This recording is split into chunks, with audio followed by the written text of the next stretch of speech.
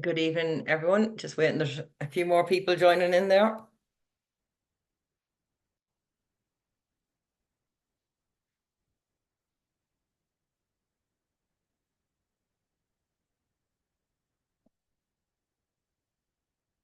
Okay, good evening all, and welcome to the first of our county leadership webinars this year.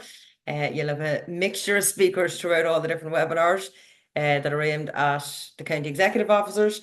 And the first one we are looking at this evening is planning for your AGMs, which is hard to believe, I know, are coming up already. So for this evening's session, it will be 75 minutes maximum. All participants, you'll see, are on mute there as it goes along it. If you have any questions at any stage throughout it, please type them in the Q&A and I'll either get to them at the time or I'll keep them till the end and answer them all that way. So we'll get through them all. And any other interactions you can type in the chat. So let's get started. Preparing for your county AGM, obviously the most important meeting of the year. So you do want to make sure you have everything in place. But most importantly, I suppose what we want to try and do here is more, how can we help you maybe make it more efficient or help you have a checklist of what you actually need to have. So we'll go through the various points in relation to your county AGM. So there is, from doing your preparing for your AGMs, there seems to be so many things to do. It's never ending, keeps going. So what is important, number one, hopefully after you finish tonight's session, is to have a to-do list, but most importantly, that it's not just your name on it. So a to-do list, when it has to be done by, and who's responsible, and letting that person know they're responsible. So really dividing things up and making sure everything's in place, because otherwise you'll feel you're pulled in so many different directions. And that's why hopefully the webinar will maybe ease that down and try and make it a little bit more efficient for you also. So hopefully, as I said, you will have a to-do list, but how do you actually divide that up and who's responsible for it? So the AGM, just starting off, I suppose, a few little of the rules to get them out of the way. AGM held on or before the 1st of January, so we're all very aware of that. And a lot of them, I know a lot of counties getting their AGMs maybe over a little bit earlier, so that they're getting them out of the way before Christmas. But you'll have your dates to put your AGM in place. For the opportunities at your AGM, it's a real opportunity to reflect on the year. And the reflecting on the year is so important because sometimes we talk about the stuff that maybe we feel didn't go well a lot easier than the stuff that did go well. But trust me, when you're doing out your plan and everything else you've done for the year, there is 98% more things that went really well. So don't be afraid to talk about them because there's a huge amount of work went into it. And not alone is it motivating you and your executive, but also the clubs have very much been part of it. So have that real positive reflection as well, without being afraid to dig into, okay, here's a few things we do a little bit better, but it allows you to reflect back on the year. For many cases, it might be bringing in fresh faces, and that might not even be necessarily in specific officer roles, but maybe it's subcommittees or it's working groups in trying to get a few more faces in. Communicate your vision. So where do you hope to be as an executive in a year's time or 2 years' time? Because it is important then before somebody puts a hand up and says yes, and then maybe what your vision is completely different from what theirs is, it is important that you're communicating that vision. And then the AGM does allow you to set foundation to plan ahead. So we have a solid structure now in place. What are we going to do more plan ahead? What's going to happen next year? And to draw a line in the sand under what has happened this year and build on it for 2025. So your AGM, some of the things again to take note on. Clubs shall receive at least 4 weeks' notice in writing of the date and venue of the county convention, together with the nomination and motion paper. So this is important. These are rules in the rule book. So it's so important that you have these timelines in place. So at least 4 weeks' notice. These papers must be returned to the county secretary at least 2 weeks before the county convention. So again, letting your clubs know this is the deadlines that everything has to be in and adhering to them. The club secretary should receive a copy of the agenda, the list of nominees and motions, along with proposing clubs at least 1 week prior to county convention. And what I have seen a number of counties doing is if there is an officer most definitely not going forward, that they have specified that out, because sometimes people will say, well, oh, ex-officer, should they have been there for the past 5 years? There's nowhere they're going. And then they don't nominate anyone for it. And then all of a sudden you have nobody in that position. So it has to be really clear the positions that you're definitely looking for people for, and keeping that clear for the clubs. So they're your timelines. There's 4 weeks, the 2 weeks, and the 1 week that you need to be doing prior to your AGM. Also to note for officer nominations, as we said, and this is building into that last point, if they're stepping down, ensure this is communicated to clubs so that they're not nominating the same person. Everybody nominates Mary Jo Murphy because Mary Jo Murphy's been there for 5 years and Mary Jo Murphy has no intentions of standing. So it's just to be really clear. It should be clearly indicated who would like to go for re-election and who is stepping down so that vacancies can be addressed prior to the night and allow people an opportunity to find out about the role before getting voted in. And we'll be talking in a second about how potential officers may get a background and an insight into what that role would be. The official email address, so it's essential that officers do not delete the emails contained in the official email account associated with that position. When officers were nominated into a position and they have the official email address, that is not their email address. It is the email address belonging to that position. So if I am the secretary of X county and I have secretary.thatcounty@lgfa.ie, that is not my email address. That is the email address of the county secretary. And if I step down or somebody else gets my position, they get that email and they should get it with everything that's in it associated with that position. There is too many cases where an officer maybe was going for a position, didn't get it, and then deleted everything out of the email.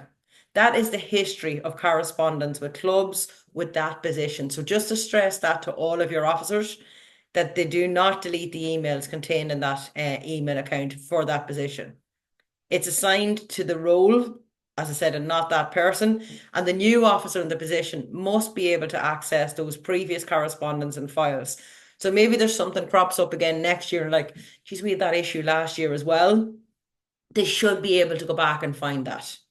So just to stress that, and even for you put your new executive officers in place this year and you're talking having your first meeting to outline that to all new officers for the coming year. That email address is going to be for your position and not for you.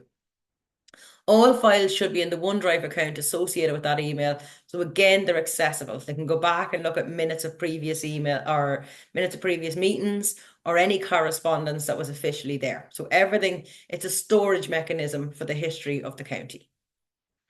And the same applies to physical files. So if there is physical files that minutes or anything had been printed out, etc., they should be handed to the new officer. Again, they're not my files just because I was in that position.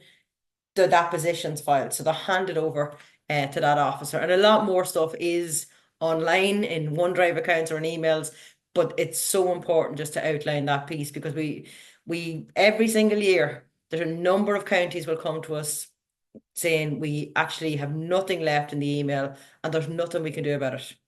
We cannot retrieve them. So it's just important to point that out.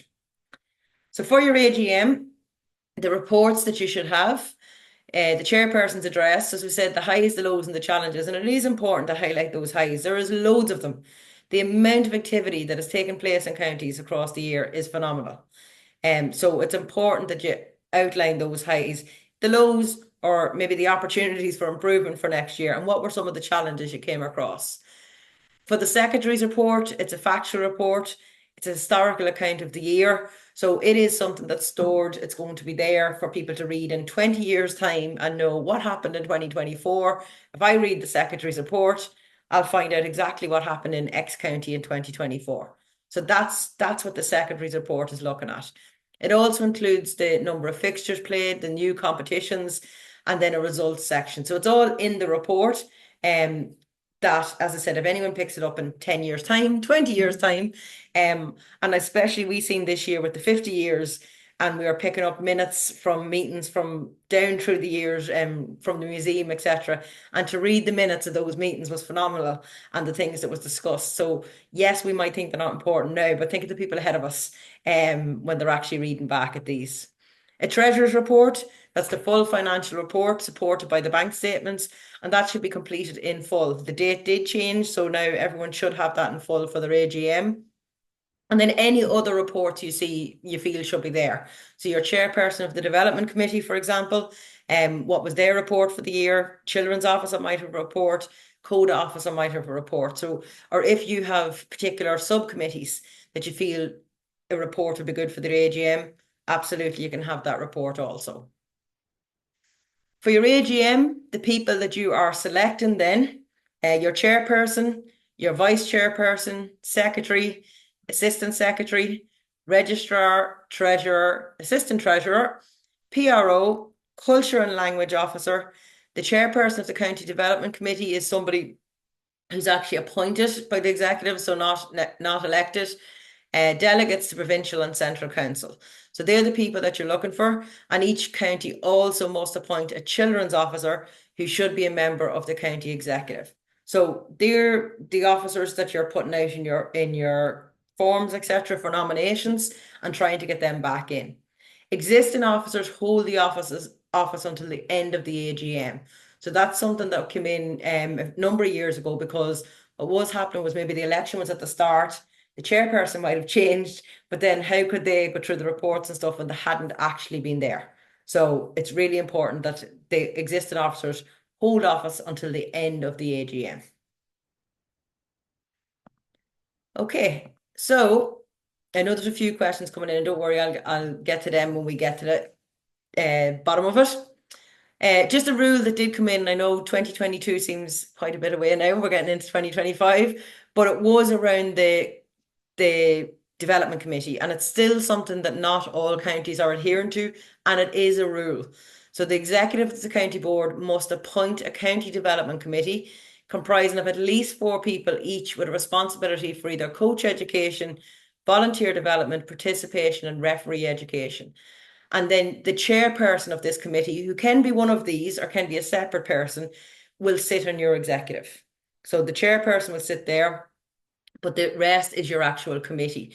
So you can have more than 4 people. There could be 7 people on the committee, there could be 8 people on the committee, but somebody will have responsibility for each of these, and they will get an email address. So for instance, coacheducation.xcounty@lgfa.ie. And this may look like, oh, this is more people. It's actually less work for more people rather than more work for one person. So the person responsible for referee education will help get referee courses in the county.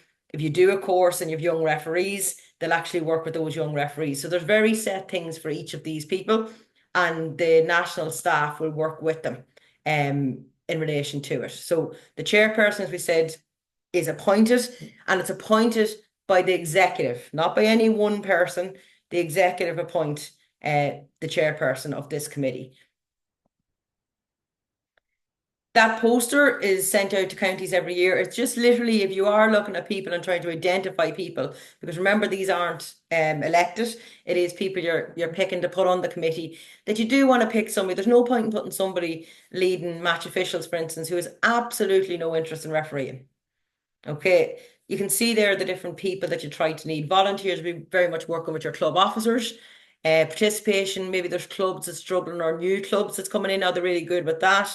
They could work with that, Gaelic for Mothers. And then coach education, very much about getting the coaching courses and putting the player development program. So it's working with all those, but we'll be sending out more correspondence in relation to it. But we felt it was important to address it because there is a number of counties who either don't have a development committee or have it in name, and when we contact them, they hardly even knew they were on a committee. So it is active people in those roles that you really want to help your county. Don't leave it to the night is the other piece of it. So have clear role descriptions. What is expected? Okay, so there is a guidelines for county officers book on our website, and we do have a few hard copies in the office also, but it has the guidelines of each officer. Identify the person with the qualities and skills required. So for instance, I'll take an example of a treasurer who we all know there's a lot more money coming in and going through counties. Um, so there's no point in having someone who can't work with numbers. Okay, so you do need to be identifying people and clubs putting forward people that have the qualities and skills required for the positions. So in the guidelines, it actually says what are the skills, what are the things that's needed for each role. Ask potential volunteers. So if you feel we're really going to struggle to fulfill this, but a tap on the shoulder or something saying, listen, we really think you'd be an excellent PRO because you're unbelievable on social media or whatever it is, or you're great at contacting the media. So that personal touch is huge because all of a sudden somebody who would never have thought about it is like, well, somebody has a bit of belief in me here. So trying to get that personal touch. Ensure a clear outline of what is required and expected. There's no point in saying to somebody, listen, there's only going to be 2 meetings a year because there's not. Okay, so what is the expectations of if you come in the executive, this is what the expectations are. And then establishment of subcommittees were required. So even though you've X subcommittees in your county, it would be important for the new executive to sit and say, well, okay, well, what subcommittees do we need? Some of them may not be needed anymore. Maybe they were just there for a specific purpose, but maybe is there gaps? Well, we do need other subcommittees or working groups, which a lot of counties put in to actually work on certain areas. So what is it that you feel you need? And who's the people that you want to identify to actually come and work on these subcommittees? To ease their fears, and there is support there. And when we were doing our research for the new strategic plan, big time it came out around there is a pathway for coaches, there is a pathway for referees, there is a pathway for players, but there's nothing for administrators. So there's a huge amount of work went into the administrator pathway, working with administrators at all levels, from club right up to national level. So the administrator pathway is available. It's on our website. But the reason we're saying that is it's extremely important for people who are in the roles to complete the module specific to their role. But also, if you have somebody and you're going to them and saying to them, listen, we'd really think you'd be a great county registrar. And they're like, what does a registrar do? Okay, what is it? If they actually go on, because they don't need to be in the position at the minute, they can go on now and they can do the county registrar module. So they can actually see after it, okay, now I understand what this is. That makes a bit more sense. So there's a real opportunity for people who may potentially want to get involved to go and do these modules specific to the role you're asking them and get a real understanding of what that particular role is supposed to be. Mentoring. So is there something of, yes, X person is stepping down as the county secretary, but they have said they're willing to work with the new secretary for the first 3, 4 months and actually mentor with them. Or maybe it would be great if you'd come in as assistant secretary for this year. We'd like to put you forward for assistant secretary, work with the secretary for the year in the hope that you're able to step in as secretary next year because you've mentored along with the current secretary. So how do we make it easier again and ease them into the role? Making sure they've previous correspondence and emails. So I said if they've deleted the whole history, they're starting with nothing. So that's why the history is really important. There's county leadership webinars like this. So there's these, but there's also going to be loads more you'll see in the poster coming up. There's recorded webinars. So on our YouTube channel, there is loads of webinars under county leadership, under all different topics that can help county executives. There's possible inclusion in the volunteer support programme. So an email has been sent to all counties that if they would like to get involved in the volunteer support programme for 2025, where they will literally have a member of the national development team working with them for a year, they can do that. So that's out there with the all the counties at the minute. The county leadership conference, which we had last year in Croke Park, and will be going ahead again in February. So bringing all county officers together, all roles, all counties, and a great opportunity to network and share ideas with each other. And then, of course, advice and guidance from LGFA staff. The LGFA staff are always there to help answer queries, questions, give any support that's there. So it's trying to ease the fears that you're not just going to take this position and away you go. But I can't stress enough, if you can get them to engage with the pathway, it'll help them to see that's what we mean by that role. So if you look at on the right is very small writing because it's showing all the different officer positions. But on the left, I just took a little chunk of it. So you can see there from the administrator pathway, there's three stages. There's activate, there's invest and maintain. So any officer, whether it's club, county, provincial or national, will do activate first, which is very short, self-led module online with an introduction to the LGFA and what it means to be a committee member. And then there's the invest. So this is where you get started and it's self-paced in your own time. They're very short. You're not having to travel anywhere. So if I was thinking about being the county treasurer, I can go on, click on getting started as a county treasurer and go through that for my role. So I get a much better understanding, which wasn't there previous. So this is the first year that it's there and it's available. And then the maintain is all different self-led modules, webinars, live webinars that they'll be able to do, like tonight, to actually maintain and keep building on what their investment was as an actual county officer or any of the different levels. So if you have any of your officers that are existing, they should be doing them. But if you have potential, it will really help them, or any new that comes into a role after your AGM, get them straight into doing the pathway. And there's a whole section on our website in this, but touch base with us if needed also. So what's the benefits of having all the roles filled? And trust me, I know it's not easy to fill roles. Okay, everyone knows that it's not easy, but to try and make roles smaller with more people. So as we said, there's more people doing less work rather than one person doing far too much work. So the benefits are you have a better structure because you have more people there to fully understand what they need to do. You have good officers, so good people there wanting to share the workload and help each other out. There's more teamwork. So if you have more people, you can create more teamwork. There's a sharing of ideas. I love when we get our monthly development meetings and we have all the provincial staff and everything because we share ideas. Okay, what could we do? What did I see? What did I hear? There's a spread of the workload, and that's the most important piece.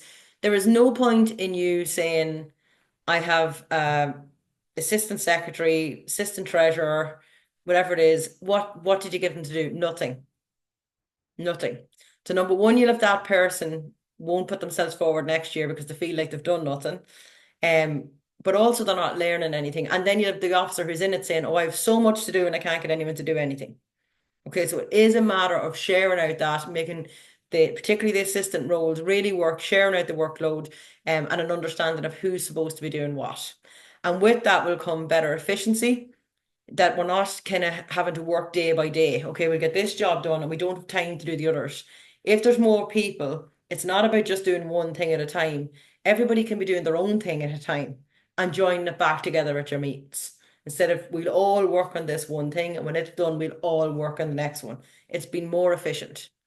More involvement from members because they're all members, so more people, more productivity.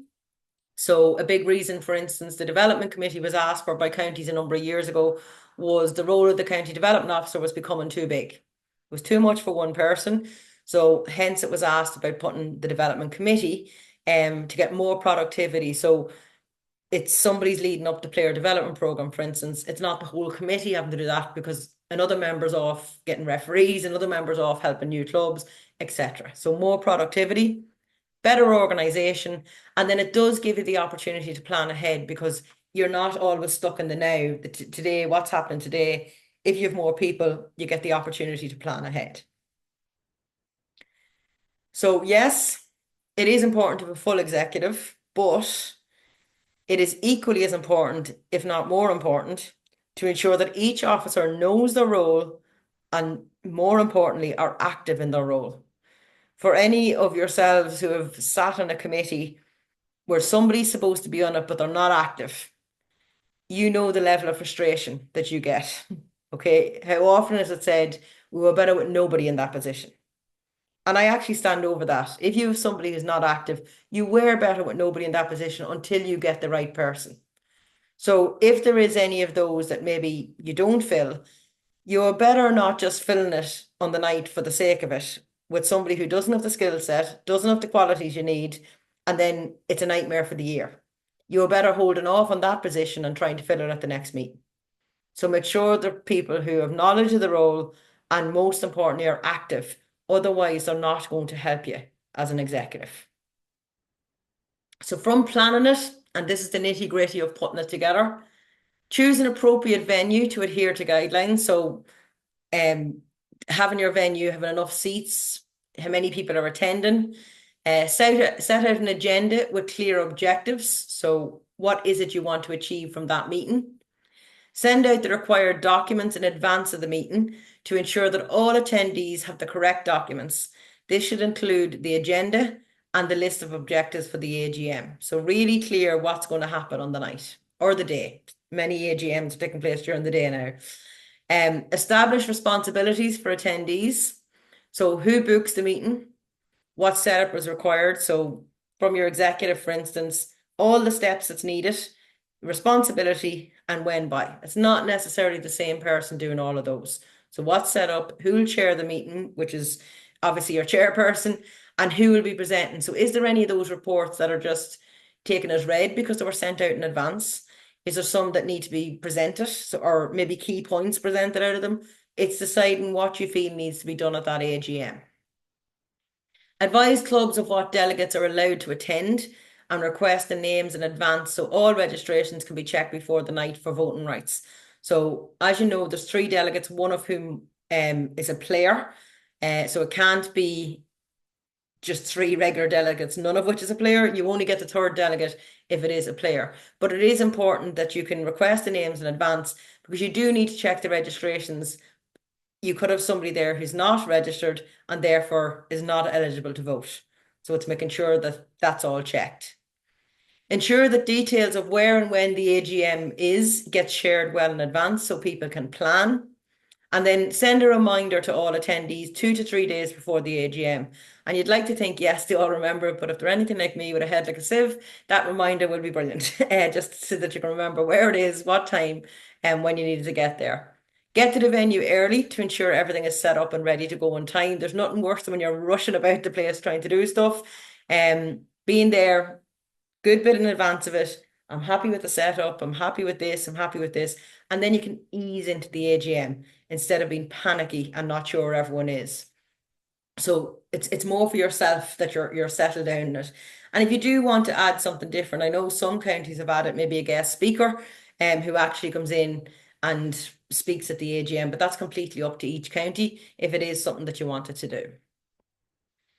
So for notice, as we said, set a date and time that will allow sufficient time to organise your AGM. Provide sufficient advance notice of the meeting with full details. Ask the clubs to indicate who will be attending as their reps, and details can be sent directly, but also you can ensure those reps are registered. So that's the notice piece and very much following on the slide from before. For technology, if you do need to present, ensure you have your laptop and projector plus a screen. You could put all the time into putting a lovely presentation together and then get to a venue and realise there's no projector or there's nowhere to actually project onto. So making sure that you know all that in advance and also ensure time allocated to presenters. So if you have somebody presenting, it could be clearly saying you have 10 minutes, you have 5 minutes, that you're not sitting in the AGM thinking, geez, there's a half an hour gone and we're still nowhere near the end of this presentation. So given very clear guidelines as to how long that presentation is going to be.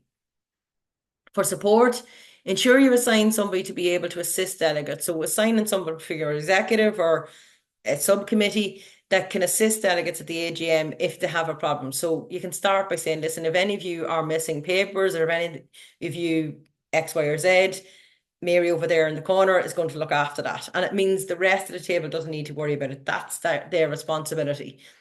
If you do need to hand out voting papers, that you know who's going to do it, not, okay, we need to do a secret ballot and something, and all of a sudden, where have we even got papers? Okay, so making sure all of it is there and appoint a sufficiently experienced officers to this role if applicable. So if somebody has never done or doesn't understand what they need to do with account, that you do put somebody in there that they do understand what needs to be done in regards to that. For the setup, I said prepare your venue before they arrive so that you're happy, you can see everything. Set up a top table and set up delegates so they have space, they're not all on top of each other. It is recommended classroom style, but if you do want tables or theatre style, there's no issue with just chairs. If you're using a screen, you can have a welcome note up on the screen or maybe the guidelines for the meeting. So those clear rules about if you want to speak, this is what you should do, etc., how long they have for speaking. So if you have guidelines for meetings, they could actually be displayed up there that people can see throughout your meeting also. The 3 hours, rehearse, rehearse, rehearse. That doesn't mean you have to sit and go through the whole AGM with your full executive over and over again, but that everybody is very clear what's happening, when it's happening. If there is a presentation to be done or is a report to be read, that you do practice it and make sure you're comfortable with everything that's in it. For your AGM to run smoothly, it is essential to practice, just that you know in your head this is exactly what's going to happen. If there's going to be a vote, ensure you've practiced how this is going to work and that you can easily work out if a vote has been passed. And know the voting strength in the room. So X amount of people can vote in this room. If there is going to be a vote, that you're not counting whether it's a show of hands of somebody who should never have had a vote, or if it's ballot papers that they weren't handed out to somebody who shouldn't have had a vote. So it's just been really important that you know the voting strength and how the voting is actually going to work. For the smooth running of it, set out your meeting guidelines. So who can speak when and for how long. So many meetings in general, not just the AGMs, have meeting guidelines there. So you can come into conversation once, for instance, per topic. The maximum length you can speak for is 3 minutes. So what's the guidelines? But they need to be adopted at the start of the meeting so that everybody's comfortable. That's what they're going to be. But they really allow your meeting to flow. Adhere to the guidelines and only allow comment through the chairperson so it doesn't become all over the place. And check any presentations you may be displaying or delivering at the AGM, that you don't click on something and then go, geez, that wasn't meant to be up there. So that you can clearly see what is meant to be up there in your presentation. And have a plan B. Things do not always go right. So make a list of the things that could possibly go wrong. How will you respond if they do, and what will the impact in the meeting be? So, for instance, with Congress, we have a voting system that we use, but we know at any time that voting system could go down. So we have to have a plan B as to how we could actually do the voting, for example. So common issues could be that voting process, could be a lack of nominations. What happens if we don't have a nomination? Okay, does it go to the next meeting? So have very clear guidelines as to what you're going to do. How do you ensure you have the proper voting strength, that the right people are voting? And then post the AGM, promote the key changes. So what is the key changes? Let people know. There's no point in having it and then nobody actually knows what happened in it. So even on your own website, your own social media, the local newspapers, actually not even being afraid to go on local radio, for example. These were the real highlights of the year, and we can't wait till next year because of X, Y, and Z. So real positivity. And if you think about it, if you're just posting about the things you feel didn't go well, why would sponsors, etc., want to stay with you? So it's really putting the highlights of the year out there. Don't presume everyone knows, because not everyone's there. So how do you make sure you get it out there? If a position was not filled, work on it straight away. So not, we'll fill this in 6 months' time. Really work on it, strike when the iron's hot. And as I mentioned, you are better with a vacant position than someone that's there in name only. So take that time to get the right person. Encourage officers leaving positions to support new officers when required through mentoring. So can they help any new officers that's coming in, even if it's for X amount of weeks, X amount of months, just to support them into the role. And as a new executive, then look at upcoming webinars, but also recorded webinars that's there. So there's things like a webinar that we done working with executives around creating that teamwork and building networks around you. So there's ones that you could watch back, send the links to your executive to actually help as an executive and make things more efficient. So I suppose there's a lot of, I know there's a lot of information in that, but it's basic. It is literally basic to create short checklists. So feel free to fire in the chat before, or if there is any questions, fire them in it. But also to think for yourselves, and you can share this just with yourself, or you can share it in chat, of what's one thing that you feel will be a priority for your AGM. So what is something now that you think this has to be a priority for my AGM? What is it? So I'm just going to let you think on that for a second.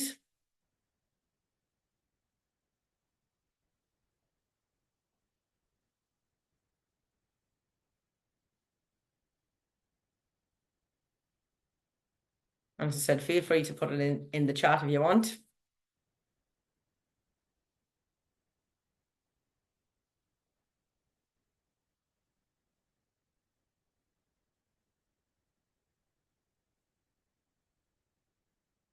Okay. So what we're stressed for you over the coming weeks as you prepare for your AGMs is to have that step by step, who needs to do what, have a real understanding as the current executive of who potentially is going to stay and who's potentially going to go. That it's not a shock for yourselves in the night, never mind all the clubs. So have a real understanding of, okay, what position are we currently going to be in after the AGM? But I cannot stress enough. I deal with counties on a daily basis, the amount of good work being done. So let people know about it, because there is so much good work being done by counties. Um, a few questions coming in, and what I'll actually do is, because I'd say there are probably questions that a lot of counties want to know, around those rules in relation to the AGM and also who can vote, etc. So I'm actually going to send a follow-up email with the link to this and the answers to all these questions that you have them all in one, because it's probably easier for to have them that way. Because one of the questions is around who can vote as subcommittees, but there's different subcommittees. For example, for us, we have voting subcommittees and non-voting subcommittees. So it's not a generic answer across the board. So I will get the exact wording of all these and send it in an email, because sometimes when you verbalize it, it's taken up a different way. So I'll put all these in email for you. Do clubs have to have their own AGM prior? No, not necessarily. You'll see the date the clubs have to have them done. So they should have them done by the 1st of December, I think is their date. But saying that, some county AGMs have their AGMs before that date. And that's okay. So it doesn't necessarily have to be. Um, to assign delegates, or can any two plus a player. So once they have two delegates and a player from the club and they're registered and they're eligible to vote, that's no problem. Once that's who the club is actually sending in, there's no issue in that way at all. So hopefully that answers that one. So I'm just checking some of the other yeah, important to keep within the time frame of the night. You definitely don't want people to be there for 6 hours. They don't want to be there. Very much set yourself a time limit on each and on each topic, and how you're going to get back to it. That's really, really important. Okay, I think I know, as I said, I'm very aware there's two or three other questions, but I want to put them back in actual writing so that you have them, and I'll send it to the whole group that's on this. I'll send it to you all, just those definitive guidelines straight after this. If anyone has any other questions, I'll hang on for a minute, but thanks a million for coming on. As I said, we're keeping these webinars all fairly short and sweet because we're conscious of your time. But we do appreciate you coming on to them. And if you do have any other queries, particularly in relation to AGMs, just fire it into info@lgfa.ie and we'll be back and help. Absolutely no problem whatsoever. So feel free to ask any questions that you might have in that regard. Okay, I think we have all covered. So thanks a million, everyone, and we shall chat very soon.